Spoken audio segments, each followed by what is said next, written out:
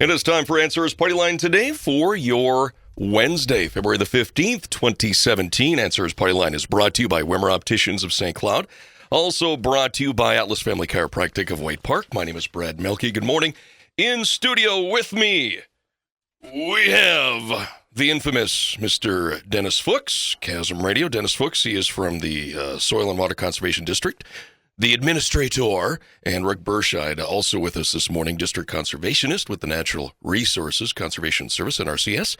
Rick and Dennis, good morning to you. Good morning. Good morning. Now, you guys are always busy. This time of the year, is it a little busy or not as busy, or it seems like you always got stuff going on? Yeah, I would say our office goes from busy right now to when farmers start planting and we start getting busy out in the field. We got our busy season now, and then we go to frantic. Frantic. Well, should we start with the updates, or you want to start with Rick here and see what's going on? Yeah, that's a great idea. I'm not Rick. Let's talk with Rick here and see what's going on. All right. Good morning. I have a few updates for our listeners here.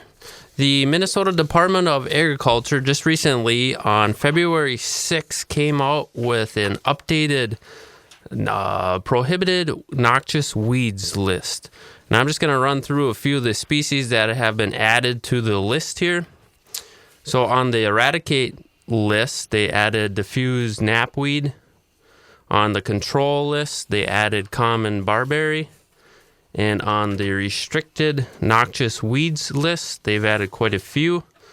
Wild carrot, black locust, crown vetch, Bell's honeysuckle, Marl's honeysuckle, Amur honeysuckle, tree of heaven, porcelain berry, and Amur maple. Who is they again that updates this list? That would be the Department of Agriculture. And just to touch on another one that is already on the list for the eradicate list, we've been hearing about it here since last fall, is the Palmer amaranth. And that one has been around for a while. It's been in 27 states, including our border states. It came in last year with some of the native seeds, I guess, and we're just on the lookout for it to make sure that it is not within our area, or if we find it, that we can control it right away, because it is highly invasive. It grows really fast. It can grow up to 6 to 8 feet tall and up to 10 feet potentially. It can grow 2 to 3 inches per day. And Palmer amaranth is in the pigweed family, so it's similar to the redwood pigweed, smooth pigweed, and water hemp. There are some separate, distinct characteristics that you can identify them different from like water hemp. One of it is the leaf. The petiole is a lot longer than the actual leaf, so the portion where it attaches to the stem to where the leaf starts, it's a real long stem essentially, and then you have the leaf. That is one of the common characteristics where you can separate them. And it is a prolific seed producer. One plant can have up to 250,000 seeds produced, so it can spread fairly quickly. So keep an eye out for it, and if you think you found something, contact the MDA and let them know so we can identify it if it's within our area and get it under control. How often do they update that list? I Just believe varies? they probably update it annually, would be my guess. All right. I do not know. They just send them to you when they have one. Yes. Okay. Yes. And then also, just wanted to let producers know that if you're looking at doing any land improvements, so thinking about doing some improved drainage or opening up land this spring, it would be a good time now to come into the office to fill out the AD 1026 form over at FSA. This is just the compliance form for highly erodible land in the wetland conservation portion of the Farm Bill. What we do is we go and we'll look through to see if you have a certified determination on file, and then we can respond to your request as far as what you're doing for your land improvements to make sure that it's all okay for the Farm Bill provisions. Okay. Is that all for now, Rick? That is all I have for right now. What's the AD of the AD 26 form? What does that AD stand for? It's a good question. Rick does not know that. One of our acronyms for many of our forms. Okay, thank you very much. I thought maybe you knew that. No, I don't. That was a lead-in question. We're going to have to Google it later. All right, a couple things happening here. We've got our Stearns County chapter of Pheasants Forever Banquet coming up on Saturday, March 4th at the Elmer Z's. Do you say Elmer Z or do you say Elmer's? I think it's Elmer Z. Elmer Z, I think that's how we've been saying it, but I could be wrong. Okay. Well, Don't quote me. I'm going to say what Brad says. Elmer Z. Yep. At Sock Center, and the doors open at 5:30. Banquet starts at 7:30. And if you Google Stearns County Pheasants Forever, you'll be able to access the banquet invite form. And if you can register before February 18th, which is Saturday, February 18th, you get in on the early bird package, which is a special drawing for folks that get going for a shotgun. Also, you can get additional raffle tickets and get your membership taken care of at that time. And just a great opportunity to hang out with folks that enjoy hunting, farmers that enjoy hunting, folks that like natural resources. And it's just a fun time. We also are going to be recognizing our outstanding conservationists at this banquet. The Stearns County chapter of Pheasants Forever has been a great supporter of our office and the things that we do. And they're going to recognize Dan and Crystal Lai Richmond. They were named our Stearns County Soil and Water Conservation 2016 Outstanding Conservationists, and they'll be honored Saturday, March 4th at the banquet at Elmer Z's. The Lais own and operate a dairy farm consisting of 54 cows, 48 heifers and calves, and 20 beef cows. They grow corn, soybean, and alfalfa on 257 acres that have been completely no-tilled since 2007, which isn't easy to do when you're this far north in the Corn Belt, but they're making it happen, and they're making money on doing it. Every acre in corn and soybeans is followed with a drill or aerial seeded cover crop. Dan and Crystal are recipients of the Minnesota Department of Ag's Sustainable Ag Demonstration Grant, where they are comparing 4 different forage crops following corn silage and soybeans. And they're going to be looking at using this as a forage. The Lais have hosted numerous field days on their farm, highlighting the benefits of no-till and cover crops. Other conservation practices implemented over the years include field borders, grass waterways, nutrient and integrated pest management, rotational grazing, buffer strips, and becoming certified through the Minnesota Ag Water Quality Certification Program. And the Stearns County Pheasants Forever Banquet is open to the public. You don't need to be a member, but when you come there, we'd love to see you become a future member of Pheasants Forever, and that'll be Saturday, March 4th. So doors open at 5:30 with the crowing hour. I love the crowing hour. Caw, caw. God, you're weird. Thanks. Dinner and prizes begin at 7:30 p.m. Walk-ins are welcome, but it is nice to get a head count. So like I said, if you don't have a registration form, just Google Pheasants Forever Stearns County, and you get to the website, and we have the registration form placed on the website. And our chapter president, Steve Salno, former district conservationist with NRCS, says, "The banquet is a fun way to spend an evening, sharing hunting stories, eating an excellent meal, raising money for local conservation, and maybe even winning a gun." Are you doing any kind of speaking there, Dennis, as far as presentations? Or Yeah, we have a very short presentation recognizing our outstanding conservationists. And in the past, we've had famous people come up and speak. Famous?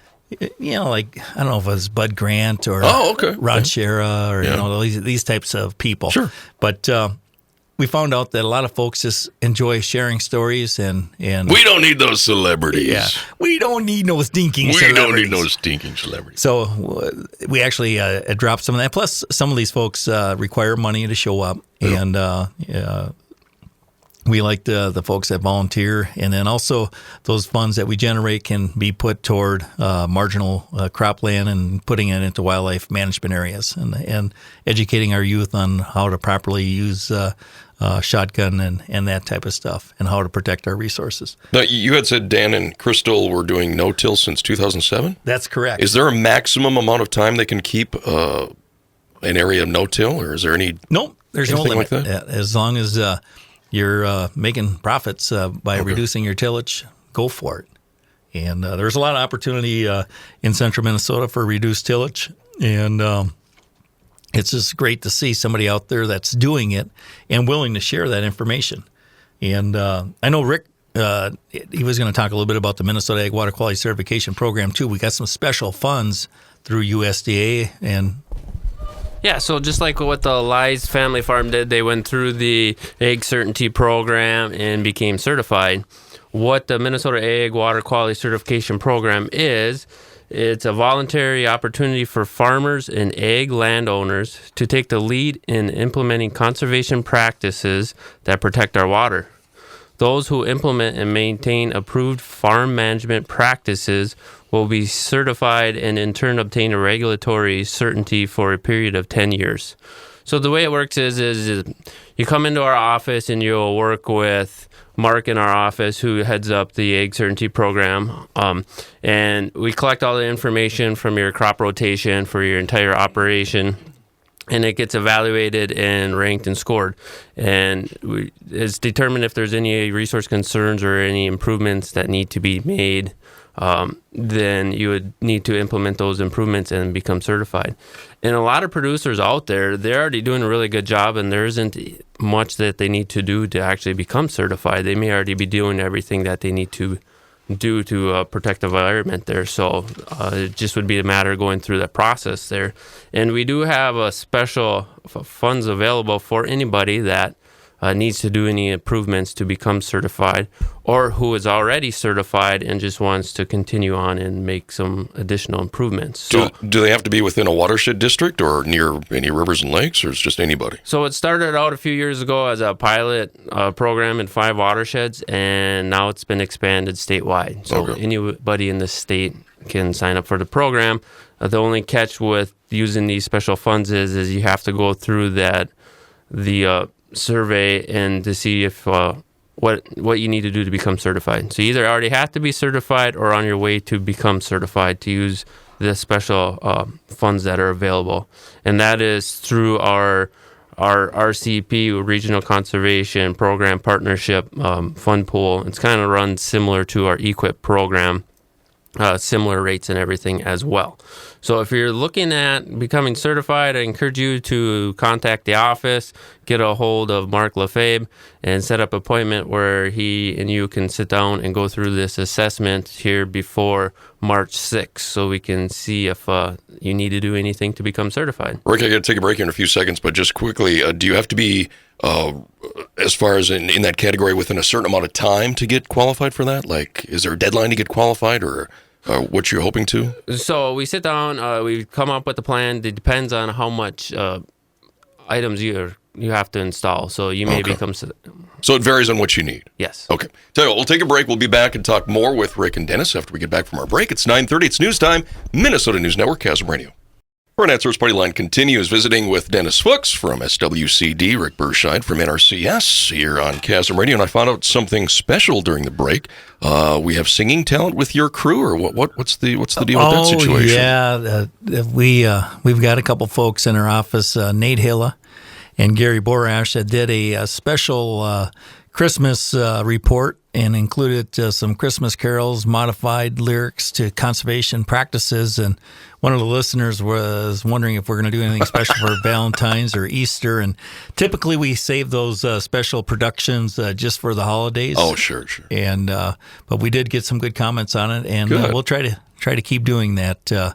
Ben really also assisted with some of the what do they call that, sound maneuvering, sound production, audio production.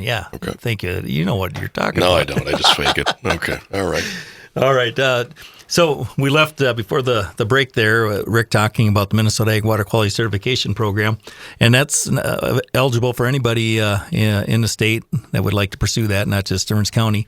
But we do have a 12-county area. We have a technical service area from Benton to Big Stone, includes Todd and Morrison and Canyon High and Maker and other counties right here in the heart where Chasm Country is.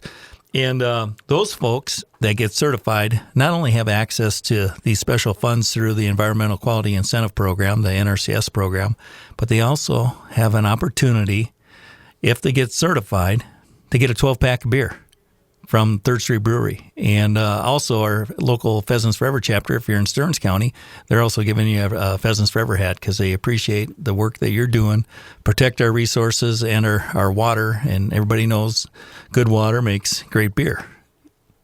Good connection. Good. Okay. So I just want to cover one other item with the Pheasants Forever group.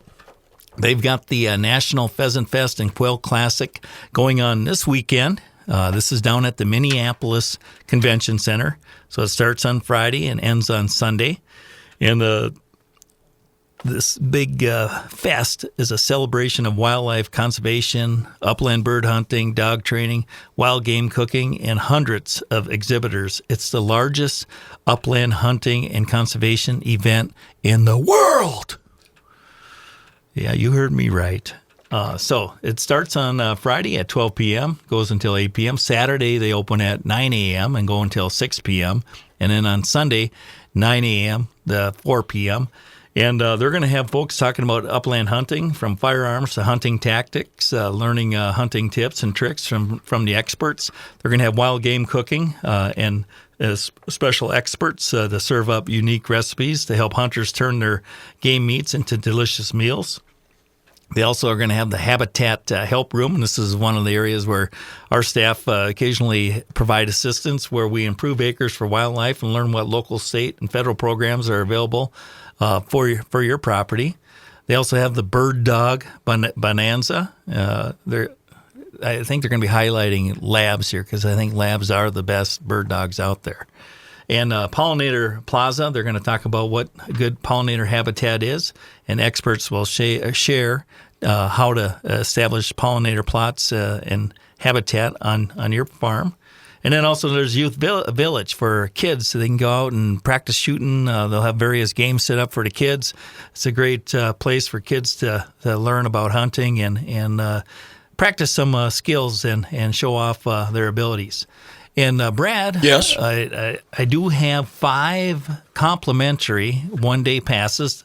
Typically, admission is $10 to get into the Pheasant Fest, and I'll leave those with you. Okay. And I'll have you and your colleagues determine the best way to share those with your listeners. But it's a one-day pass, good for either Friday, Saturday, or Sunday.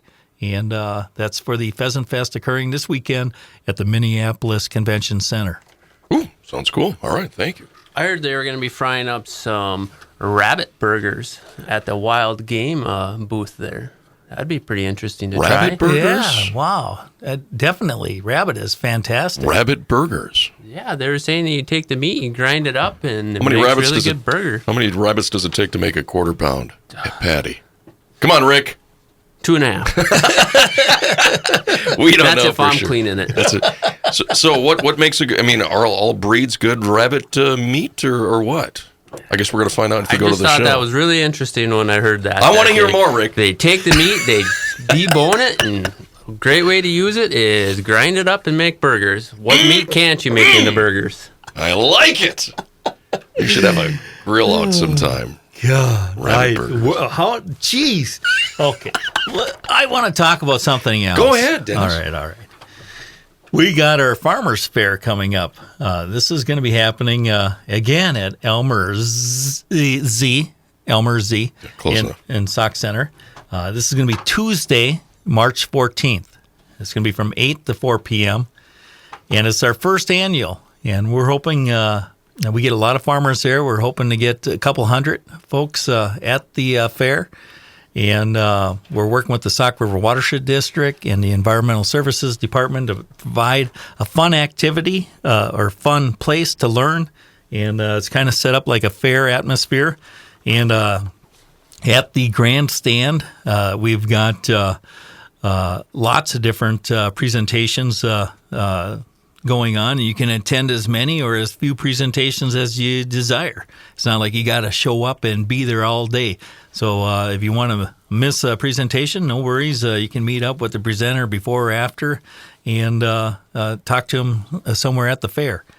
But we're going to start the day off at 8 o'clock with registration, and we'll have coffee, juice, and rolls at 8:50, we're going to have Dan Martins give the kickoff and welcome. Dan Martins is with the University of Minnesota Extension Service.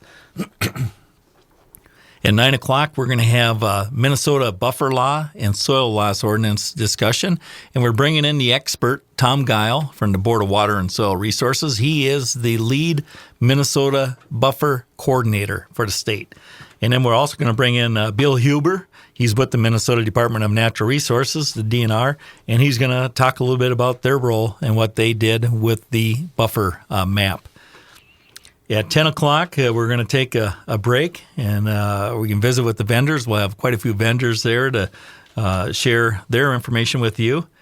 And then after a half an hour break, we're going to kick it off with buffer programs for your land. We're going to talk about CRP, Haid Buffer Program, and the Conservation Reserve Enhancement Program, which is a combination of CRP and Reinvest in Minnesota, a state and federal program. And that's a perpetual easement program. The speakers include Ryan Brunn, the Farm Service Agency Director, Lynn Nelson with the Sauk River Watershed District, and Tabor Hoke with the Minnesota Board of Water and Soil Resources.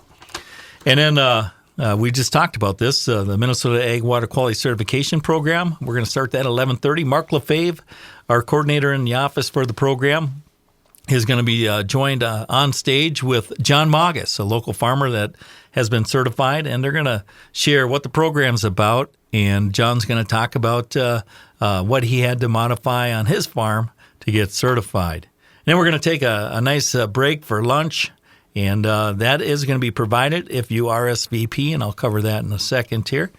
But we also are going to have, after lunch, manure management and Stearns County mapping resources.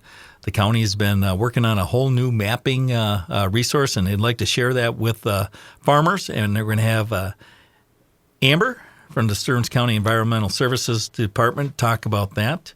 And then at 1:30, we're going to talk about soil health, cover crops, and reduced tillage, and how it affects the bottom line. And I think that that's something that a lot of folks, you look at just the yield, but it's more to your bottom line than just the yield. How many passes you make out there, wear and tear on your equipment, field costs, labor costs. A lot of people don't think about that when they make these extra passes. And we got Reagan Nolan from the University of Minnesota. He's going to pull some of that stuff together and share, how the savings really stack up with these reduced tillage, cover crop, soil health strategies. And then at 2 o'clock, we're going to have ag land management practices to reduce soil loss, local examples. So we got farmer David Dingman from Stearns County coming in, and Galen Wilczek. Sorry about that, Galen. I'll get that straight. And they're going to share what they did on their farm to help prevent soil loss and erosion. And then at 2:30, we're going to talk about ag soil health and cover crops. We're going to have some more local examples. And we got Dan Lai, the guy we just talked about earlier, who's going to be, who is our outstanding conservationist from 2016. And John Christen, another former outstanding conservationist farmer that's going to share what they're doing to help protect our resources, maintain productivity on their farm, and maximizing profitability. And then at 3 o'clock, we're going to adjourn, and then we're going to have the Midway area open with coffee, soda, water, dessert, and there'll be a cash bar. And then everything will close up at 4 o'clock. So we got a great day lined up. We're hoping that we get a ton of farmers out there. We want to make this a fun event. I'm going to be out there BSing with folks, and just hoping that we get a lot of folks here. And it's also a great time to share your concerns or thoughts on what's working, what's not working, and bend my ear a little bit on what you'd like to see different in Minnesota and Stearns County on how we implement conservation practices. And we'll take that information and send it back to the Capitol or Washington, D.C. if we need to help modify what's happening here. So how does one sign up? I'm sorry. Do you call for reservations, tickets? Yes. Gosh, that is a great question. Farmers Fair is free for farmers and landowners who pre-register. Okay. And so you got to complete the registration postcard. We got that going out. If you didn't get a registration postcard, don't be concerned. You can either call our office at 320-251-7800 extension 3. But we really would prefer you contact the Sauk River Watershed District and talk to Lynn Nelson. And I'm going to give you her phone number right now. If you got a pen and a piece of paper ready, here it comes. 320-352-2231. And that's 320-352-2231. Deadline to sign up? We would like to have that done by March 6th. Okay. And that's coming up here in a few weeks. So you got time. And we are getting this information on our website, the Sauk River Watershed District website. We are doing a massive mailing to farmers here in Stearns County. And but you don't need to be in Stearns County. This is open to all farmers in central Minnesota. And if you want to learn more, you're certainly welcome to join. And like I said earlier, you don't need to stick around. If you just want to hear about the buffers or you want to hear about soil health, you can show up for those particular presentations. But we do want people to pre-register. Registration at the door, otherwise, is $30. And it's a lot cheaper if you just pre-register by giving Lynn a call at the Sauk River Watershed District at 320-352-2231. Now, so I just talked about the grandstand and the speakers that'll be there, but we also have a lot of other things that are going to be shared. We're going to have some folks from our office with our computer set up. So if you want to take a look at your property and see if the buffer map impacts you, we will be able to do that right there. And then Rick and his staff has got some folks that are going to be there also. Yeah, so like what Dennis was saying, we have the grandstand, we have a really nice lineup of presenters speaking, and then what we're calling the midway area, there's going to be several booths. We have at least 11 vendors right now that will be setting up, plus we'll have a lot of other booths, such as with the NRCS, we're going to have one highlighting the Conservation Grazing Exchange. That's the website that we spoke about last month. We're also going to have another booth with the client gateway section, so we're going to go over that with producers, show them what it is, give them a walkthrough and how it would benefit our producers that we work with on signing up and going online through that. We're going to have another booth showing the soil health videos and the benefits of doing the soil health practices and how it can improve your farm.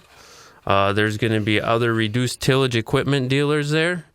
We're going to have another booth for highlighting cover crops and CRP seed vendors, a booth for manure management. Dennis already hit on the interactive buffing map, and there's going to be many, many more. So it's going to be a fun day. There's going to be a lot to do, and we encourage everyone, if it fits in your schedule, to come on out. Like Dennis said, please pre-register if possible. But if you don't know if it's going to work out, you can always show up the day of and just register at the door. If you register at the door, there is a fee of $30.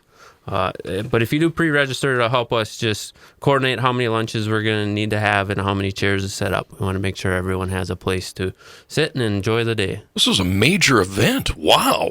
Yeah. Yeah, I'd like to thank Katie Breath in our office and Greg Berg and the Sauk River Watershed District staff and Environmental Services for their support in pulling this together. And the Sauk River Watershed District has some grant funding to offset the costs of sharing this information with farmers. So, yeah, it has been a big undertaking, and we're hoping that we'll be able to do this every year, sharing pertinent, timely information with our producers and landowners in protecting our resources. Did you say you're going to have vendors from other, different vendors with there, or not so much? Or? Yes, we are, and I don't have those particular vendors in front of me, but it will be a variety of folks, and you're just going to have to come and check it out to see who they are. Leave us in suspense. Is Chasm Radio coming? I don't know. Boss hasn't told any of us. I don't know. This is the first I've heard of it, so I'm not sure. Maybe you should leave that information with us so we can maybe promote it a little bit more. Yeah. Well, sounds good. Sounds good. That's and a plan. Who knows? Maybe Chasm will be there. It'd be kind of fun to interview some of our partners and visit a little bit.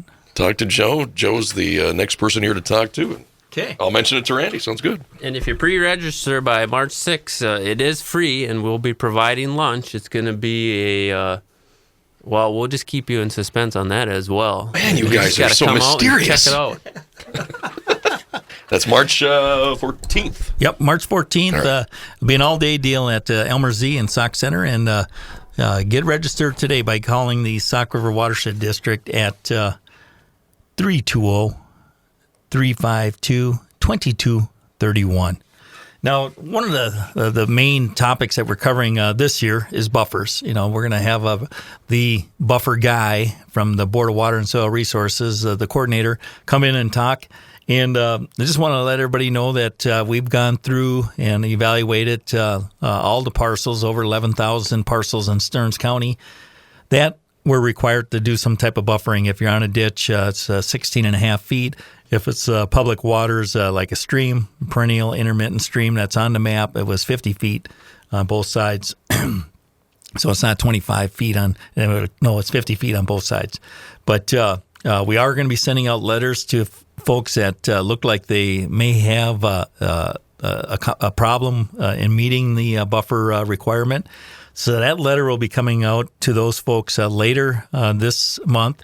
And with over 90% of the landowners in compliance, that's pretty awesome. And but we do have a few folks, and a lot of the folks that do have some problems. It's just a little spot here, or it's an area that they thought was a private ditch because it's been straightened out, looks like a ditch, and has been managed like a ditch for many decades. But according to the buffer map, the DNR buffer map, that it requires a 50-foot buffer. So some of those folks are going to be a little bit surprised when they get the letter, and we have been informing the DNR and our legislators of some of these concerns. And if a landowner does have some concerns with this, we definitely can visit with what needs to be done in order to be in compliance with the buffer law. But if you'd like to see changes to the buffer law, I would highly recommend you talk to your local representative and state senator, either Michelle Fishbach or Representative Paul Anderson, and those types of folks to help modify the buffer law if you don't like what you see. I don't think the buffer law is going to ever get repealed with our current governor, and I think there is a fair number of folks that do support it. They just want to make sure that it's flexible and fair and not a taking of private property from the government. And I just want to make sure that we do it properly and not get crossways with folks producing cheap food. And that's our philosophy at the Soil Water Conservation District. We're trying to be very fair with how we do the compliance checks.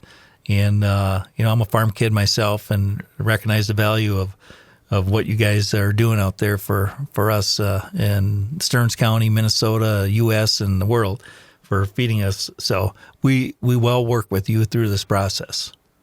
Okay. Is there going to be anything attached to the letter, or is it just going to be a letter? God, Rick, I tell you, that is just a fantastic question. We're actually going to have a buffer law fact sheet with just, some basic information. And then there's going to be a little flow chart in the back if you're compliant. And if you're not compliant, there's various avenues that you can pursue. And that'll be helpful too. And if you have any questions, if you get this letter, we got a postcard in there. Send it back and say you want to set up an appointment to talk to us in more detail. We also have a map of your property or of the parcel that touches the buffer map required area that needs a buffer, and it'll provide some information there also specific to your parcel. And we are going through and evaluating these parcels and creating specialized, personalized maps for each and every one of our folks that are impacted. So it's been taking us a little extra time, but we want to do the best job to help our farmers get in compliance. How do we get a hold of you at your office? That's 320-251-7800, extension 3. And that's for both you and Rick. That is correct. And I don't know, do you have any closing thoughts that you'd like to share with our listeners today, Rick? Eat more rabbit burgers. Eat more rabbit burgers. Right.